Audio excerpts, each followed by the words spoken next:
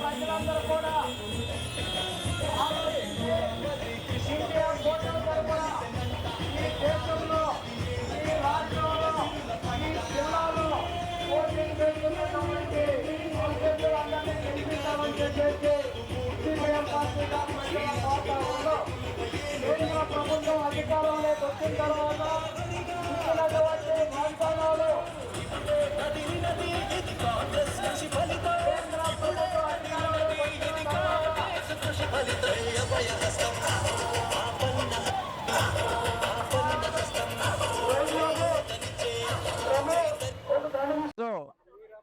కావలి పట్టణంలో కాంగ్రెస్ పార్టీ ఎంతో వైభవంగా ఎలక్షన్ ర్యాలీ చేసుకున్నాం.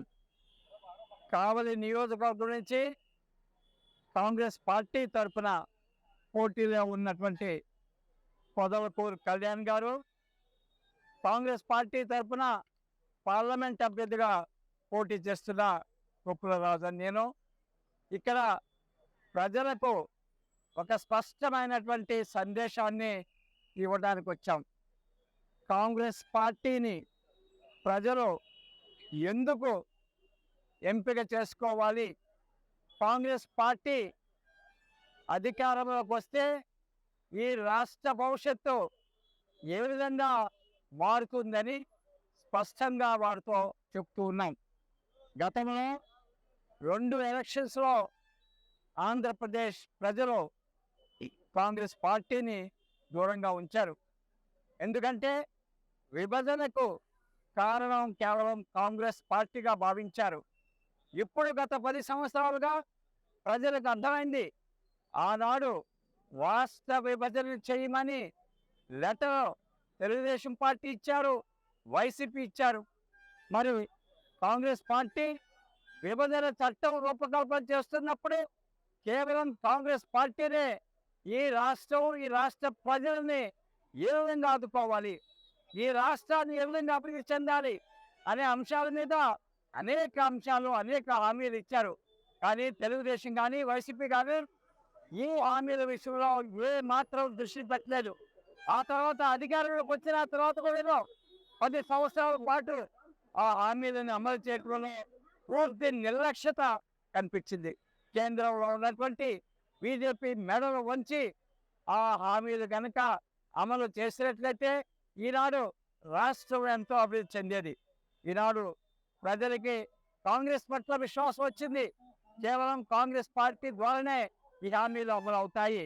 అందుకే ఈనాడు ప్రజలు కాంగ్రెస్ పార్టీని స్వాగతిస్తున్నారు.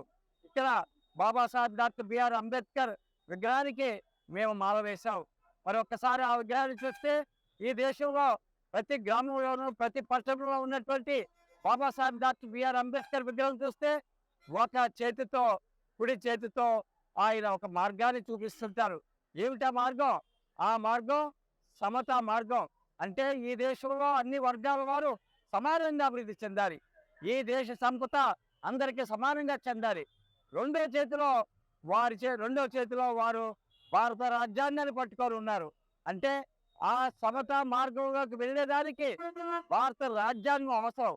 ఈనాడు భారతీయ జనతా పార్టీ ఈ దేశంలో సమానత్వం ఉండకూడదు, ఈ దేశంలో అసమానాలు ఉండాలనే ఉద్దేశంతో అనేక కార్యక్రమాలు చేస్తుంది.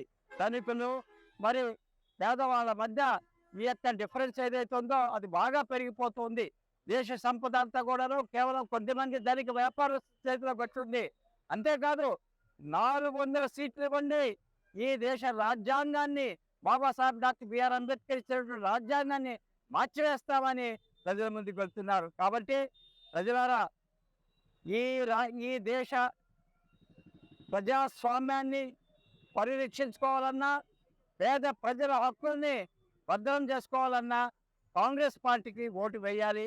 కాంగ్రెస్ పార్టీ ద్వారానే మీ జీవితాల్లో ఎంతో మార్పు వస్తుందని మీ అందరికీ అభ్యర్థిస్తున్నాను. ప్రభుత్వ విధానాలకు వ్యతిరేకంగా ఈ దేశంలో బీజేపీ వ్యతిరేక విధానాలకు వ్యతిరేకంగా బీజేపీని ఓడించాలన్నటువంటి ధ్యేయంతో వామపక్ష పార్టీలు, కాంగ్రెస్ పార్టీ, ఆమ్ ఆద్మీ పార్టీ, ఇంకా మరికొన్ని పార్టీలు కలిసి ఈ దేశంలో ఇండియా కూటమిగా ఏర్పడి ఈ ఎన్నికల్లో పోటీ చేస్తూ ఉన్నారు.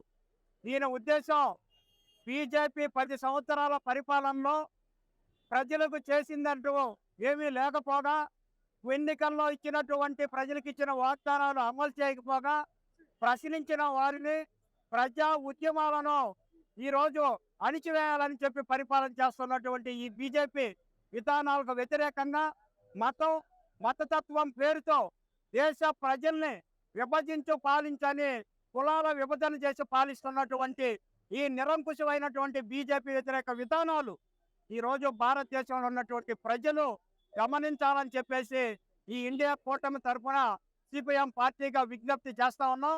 ఈ దేశంలో, ఈ రాష్ట్రంలో ఇండియా కూటమి తరఫున పోటీ చేసేటువంటి అన్ని పార్టీల అభ్యర్థులను ఈ దేశ ప్రజలు గెలిపించాలా, రాష్ట్ర ప్రజలని చెప్పేసి కోరుతా ఉన్నాం.